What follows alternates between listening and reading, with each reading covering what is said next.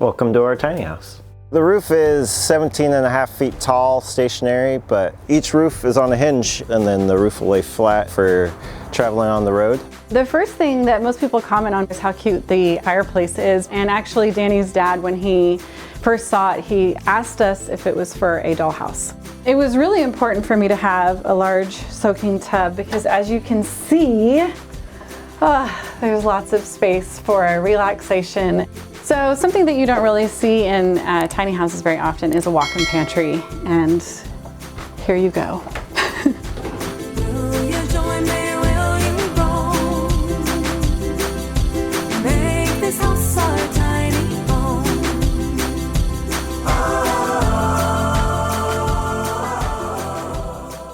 I'm Zoe, and this is Phoenix. And I'm Danny, and welcome to our tiny house.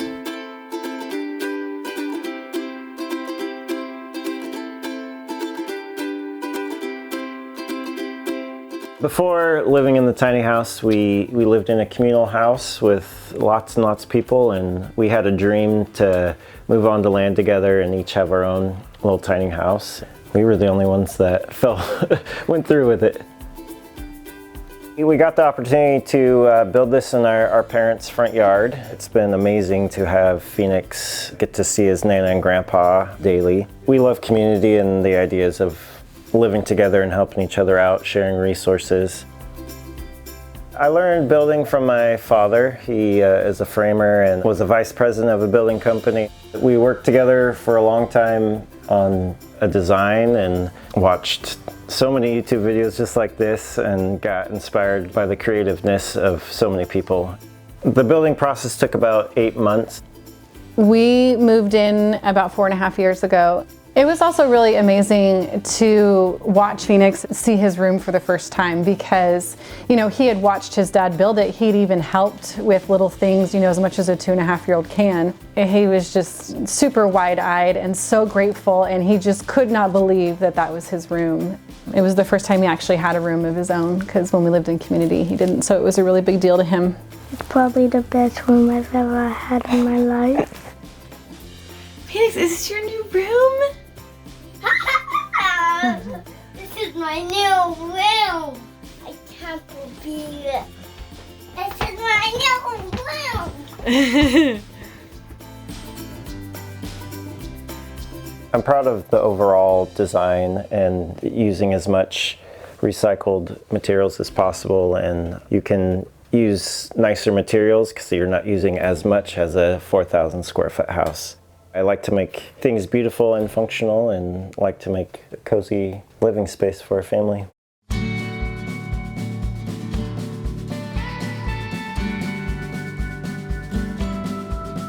This is our tiny mansion, as we call it, also called the Owl's Nest.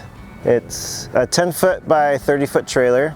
The roof is 17.5 feet tall, stationary, but each roof is on a hinge and we can take out each of the 3 walls and then the roof will lay flat and be 13.5 feet for traveling on the road. I wanted to stand up in my loft. Most of them I saw people are crawling around and I wanted to be able to stand, and so we achieved that. Each roof is on a hinge, and then I have panels that can be removed on the ceiling and the walls, and then there's nice big bolts holding the walls and everything together. So we will take the walls off and then transport them in a separate vehicle. So here's the panels that remove to access the bolts for taking the walls down, and there's several bolts on all the walls and to the ceiling, and so we'll unbolt this and then take the walls out, and then the ceiling will lay flat for transport. We chose to use recycled jean material for the insulation that has a good R value, and trying to be as eco-friendly as possible. We tried to use as much recycled material as we could. All the metal roofing and siding came from a job my father did that was the wrong color, and so he got to take it home and we reused it. I liked the contrast of the cedar and the metal, and I liked doing the little bird nest design rather than kind of straight across. And all but I think 2 of the windows are recycled or reused. Each of these panels was just $2 a piece, and I made my own frame for it. The intention was to lift it up, but it became a little heavier than I thought, so it's just a fixed window now. We wanted a little bit of a pad outside, so we made a little deck, and then it's not attached to the house. The awning will come off for transport as well too. The trailer came from Tiny House Basics. It was a custom 10-foot by 30-foot trailer. It has the triple axles and can hold 21,000 pounds. It was fun to kind of get inspired by everything online, and I saw people making kind of shapes with the shingles and took my hand at it. I tried to make things beautiful as well as functional. We have an Insta hot water heater that runs off propane, and then our water intake is down here as well, and then we have a 50 amp breaker. We've actually only been using 30 amps and have been fine. This was a window from a front door that we reused, and my wife wanted it front and center in the bathroom, and I think it turned out really lovely. Here's another example of one of the easier art pieces to make with the shingles. People do some elaborate things, but this one was simple and nice.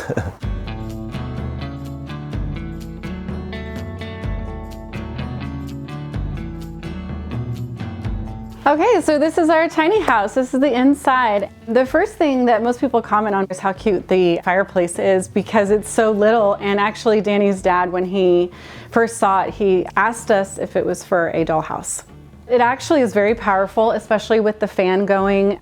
This also is really cool wood storage that happened about a year after moving in here, is that this actually was our idea of what we wanted. We wanted to replicate the hexagon pattern that we have in our kitchen tile. And then this ended up for free because Danny's dad was remodeling a grocery store, and there were about 4 of these and they were left over, and it just so happened to fit like right in the spot where we wanted to put our wood storage. This amount of wood will last about 2.5 days, and then once the fire is completely packed, it will last about an hour, hour and a half, which makes it really cold in the mornings. That's when we, turn on our little space heater that we have as the fireplace gets warmed up. This is the custom-made couch that Danny and I built together. He did all the hardware and I did all the sewing and stapling and all that kind of stuff that goes into building a piece of furniture. We bought a bed off of OfferUp that was in someone's guest bedroom and had been slept in like 3 times. And I think it was only like $50. And so we got it and then we shaped it. There is storage underneath, which has come in handy for obviously like skinny long things. And then this is one of our tables, but it also is an instrument. It's where we store our djembe drum. And when we watch movies, we would put our little laptop on here and then cuddle up on the couch. One of my favorite things is to sit in this corner and look out the window. There's a beautiful cedar tree that's right in view, and read a book or have a cup of tea. It's a really, really comfortable couch. You'll notice that there's lots of live edge, and Danny's brother actually had a cedar tree that was kind of diseased, and so he ended up cutting it down. Danny spent probably, I don't know, collectively like 3 days non-stop sanding these live edge pieces, and then he covered them with probably like 40 coats of polyurethane so that it would be durable, because cedar is a softer wood. We actually first intended to have this be sort of like a bar top, but we realized that we built it too tall for really any stools that exist out there. About a year or 2 in, we ended up installing this dining room table, and I think we got an old table and then refinished it. Every morning I practice yoga. I flip it down to have a full amount of space to do that. And then it also creates the space for the yoga trapeze. Basically an indoor swing, an awesome toy for Phoenix to get out energy and really just be a beautiful boy.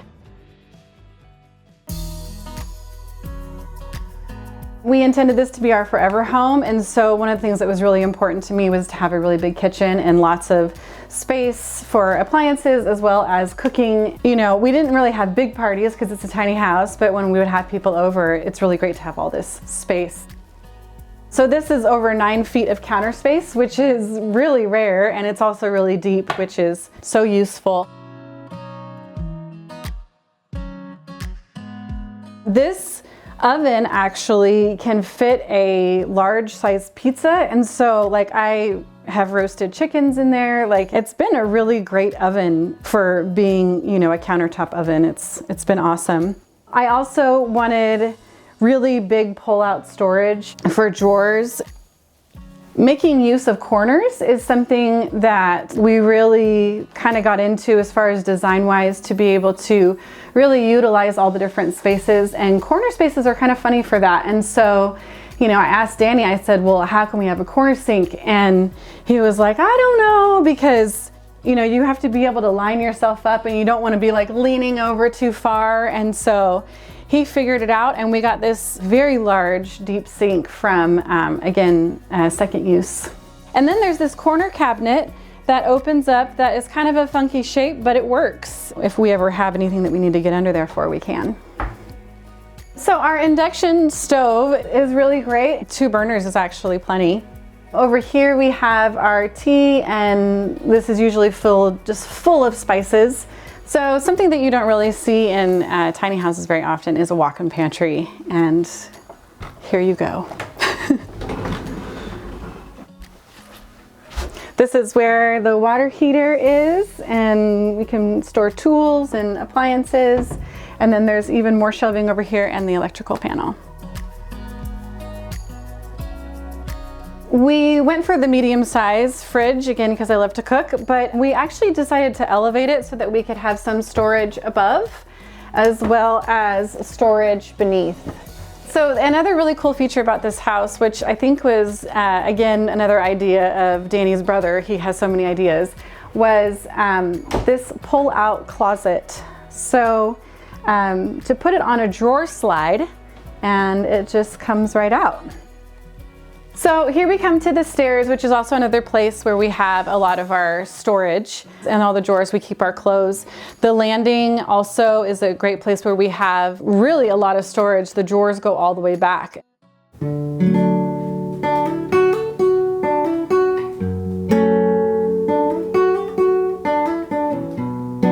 Because we live in a tiny house, you can't really like have a guitar stand on the ground and hold your guitar there. And so Danny built in these, this is a guitar, and then that's a ronroco, which is a South American instrument. And so that's where we would put all of our instruments, is on the walls.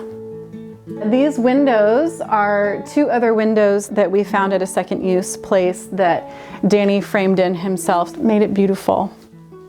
The big thing that we had to think about was that when you are, you know, right under the edge, can you still fit without having to bend down? And so the alternating stairs came in as a solution.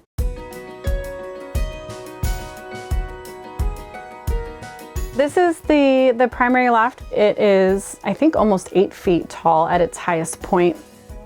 It's about from here up that this wall will be taken out, and then the same thing from here up, this wall is taken out, and then the roof lowers down. Okay, so the next place we're gonna go into is Phoenix's bedroom, but I'm just gonna talk about the stairs. So again, Danny custom made this ladder, and he put the rungs a little bit closer together just because Phoenix was 2.5 and had smaller legs. This is screwed into the studs, and so it's really, really strong. When you come up here, this is where Phoenix's clothes are. So there's a drawer here, and then these 2 are hatch that open. And this actually is the only place that you have to duck in the house. Everything else is actually pretty tall. So come on up. Okay, so this is my son's room, and it's about 7 feet standing. Again, lots of windows. I wanted lots of light, natural light to come in. This is another piece of wood that Danny sanded and made all beautiful. And it flips down, although we've never needed to do that. He always uses it as a desk. Many times when I'm in the kitchen, I can hear him playing music up here. I mean, I think that's one of the really beautiful things that I appreciate most about living in a tiny house. there's this intimacy that happens. So this bed is another part of the particular design that we wanted to be able to stand in our bathtub and comfortably, you know, put our hands in and not have the shower be below the head. And so what Danny did was actually build the roof higher than the bathroom, the rest of the bathroom roof, up into his bed, so that again, when we were standing in the bath, we could have the shower head above and not, you know, way down here. And so under his bed, you know, a lot of times you would find storage and things like that, but we felt that the other one would be more important.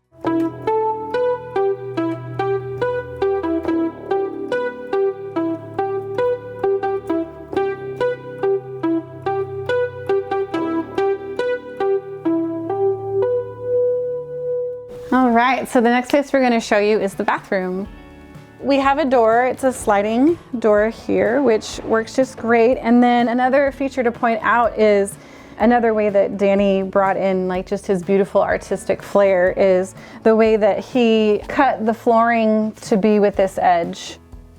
I really thought of the bathroom being my self-care space, and so I wanted it to be beautiful. I wanted it to be not a tiny bathroom, and the way that I was able to design it, it turned out that way. One of the things that I find most beautiful about the house is this window here. It provides some privacy, but also just a lot of beautiful light, and like rainbows are made off of the beveled edges. It's really beautiful when the light shines through. So now we have the beautiful bathtub area. Danny actually just got cedar fence boards. He stained them and then made this cool chevron pattern. Another feature in the bathroom that just makes it a really beautiful space. He cut out up, and so there's actually a lot of headroom here so that we could have the shower head above our heads. And then he also custom made this copper shower curtain rod that goes all the way around. And it was really important for me to have a large soaking tub because, as you can see, there's lots of space for relaxation. And I actually like it that it's a little bit shorter than most tubs because that means that you know, it fills up a little bit higher. And of course, from this place, I get to look out that beautiful window. So the other half of the bathroom, again, really meticulously thought out and designed to be our forever home. We definitely wanted the countertop sink like this. And we have a composting toilet. I'm sure everybody knows what a composting toilet is by now. I hope so, because it's really great for saving lots of water. The composting toilet at first was like a little bit to get used to, but after a while, it just became habit. Over here is under Phoenix's landing. So this is basically cut out into that space. We have hookups for a combo washer and dryer, but because we live on the same property as Danny's parents and we just used theirs, and so that we could actually use this for storage because it's it is a really big space for storage. And then in here, this is where Danny built a box for our laundry. So all of our dirty clothes went in there. A lot of people don't really think about where you should put your laundry in a tiny house. And so now, after living in this space for 4.5 years and him growing like a magic bean, we were ready to move on to something new. And by selling this house, we're actually going to get a little nest egg to then put money towards land and then to also just build another tiny house. And this time I think we're gonna go round tiny house, and we'll let you know when it's finished so that you can come out and do another one of these. One of the things I loved about living in a tiny house was the intimacy with our family. You're kind of forced to be with each other a lot, and it's been lovely to watch this guy grow and develop. What's going to stay in my heart forever about living here in a tiny house is the feeling that we did it. To watch Danny like come out here every day, watching his dedication to it and how it really inspired me. It was the first home that was our home.